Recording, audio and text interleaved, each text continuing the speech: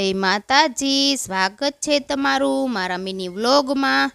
આજે સવારમાં અમારી શેરીમાં એમ્બ્યુલન્સ આવી તો હિયાંશભાઈ કે મમ્મી શેરીમાં એમ્બ્યુલન્સ આવી અને હું જોવા ગઈ। ત્યાં તો અમારી શેરીમાં એક બા બીમાર પડી ગયા હતા ને તો એને લઈ જતા હતા અને અમારા પ્રિયલબેન હિંચકા ખાતા હતા ને તો જો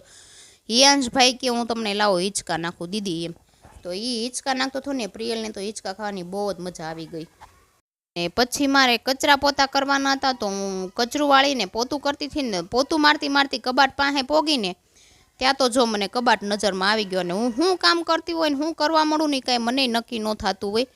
પોતું મૂક્યું એક બાજુ અને કબાટ સાફ કરવા બેસી ગઈ, કેમ કે જેલીબેનના કપડાં છે ને થોડાક વિખાઈ ગયા હતા અને મને વિખાઈ જાય ને એ કાંઈ ગમે નહીં, એટલે આપણે થોડોક ટાઈમે હાથ ફેરો કરતા હોય તો એક બાજુ પોતું મૂકી દીધું અને જો કબાટ લઈ લીધો તો કબાટ સાફ કરી નાખ્યો। અને મારું તો એવું જ હોય કે હું કામ શું કરતી હોય ને શું કામ થવા મળે ને એનું કાંઈ નક્કી ન હોય। અને ત્યાર પછી જો મારે રસોઈ બનાવી હતી ને તો હિયાંશભાઈ મને હેરાન કરતા હતા, એટલે અમારા હિયાંશભાઈ હેરાન કરતા હોય ને તો એને હું થોડીક સીંગ આપી દઉં ને એટલે એ 1-2 કલાક હચવાઈ જાય, એને બહુ જ ગમે હાથે ફોલી અને ખાવાની, કોઈને ફોલીને ખાવા નહીં દેવાની અને એમ કે હું જાતે ફોલી નાખીશ એટલે એ 1-2 કલાક હચવાઈ જાય। અને ત્યાર પછી જો દાદા અમારા બપોર વચ્ચે આવ્યા ને તો ત્રણેય કે હાલો દાદા આઈસ્ક્રીમ લઈ ગયો, એટલે જો દાદાએ ત્રણેય બાળકોને આઈસ્ક્રીમ લઈ દીધા અને ત્રણેય ખાય છે। અમારે જેલીબેનને કાંઈ કોણ ભાવે નહીં એટલે એણે ચોકોબાર લીધી અને ઘરનું બધું કામ કરીને બપોરે હું ફ્રી થઈને સૂતી ને તો મને અચાનક તાવ આવી ગયો। તાવ તો આવી ગયો પણ છે ને એવો તાવ આવ્યો ને તો ઊભું થવાની વેત નહોતો એવો આવ્યો। અને જેલીબેન જો કેવી મારી સેવા કરે છે કે લે મમ્મી તું અમારું ધ્યાન રાખશો ને તો અમારે તારી સેવા થોડીક કરવી પડે।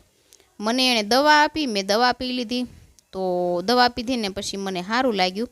અને મેં પૂછ્યું કે કેમ તે મને દવા આપી, એમ તને મમ્મીને એટલી બધી ઉપાધિ થાય તો કે હા મમ્મી તું અમારું બહુ ધ્યાન રાખશો એ કે અને તું અમારું બધું કામ મસ્ત રીતે કરશો ને એટલે અમને કે અમારે તારું થોડુંક ધ્યાન રાખવું પડે ને। અને હિયાંશભાઈ અમારા સૂતા હતા અને ત્યાર પછી જો રાતના 8 વાગી ગયા હતા અને મારે જવાનું હતું પ્રિયલબેનના કાનની બુટ્ટી થોડીક ઢીલી થઈ ગઈ હતી ને તો એ રિપેરિંગ કરાવવા અને હિયાંશભાઈને સાથે લઈ ગઈ હતી। તો જો 8 વાગે કોણ ટોપી પહેરે પણ તોય એણે પહેરી ટોપી અને જો રિપેરિંગ કરાવીને પ્રિયલબેનને બુટ્ટી પણ પહેરાવી દીધી ત્યાં ને ત્યાં। અને હમણાં છે ને મારી તબિયત ખરાબ છે ને એટલે અવાજ થોડોક આમ તેમ રહે છે એટલે એડજસ્ટ કરી લેજો। અને ત્યાર પછી જો ઘરે આવીને હું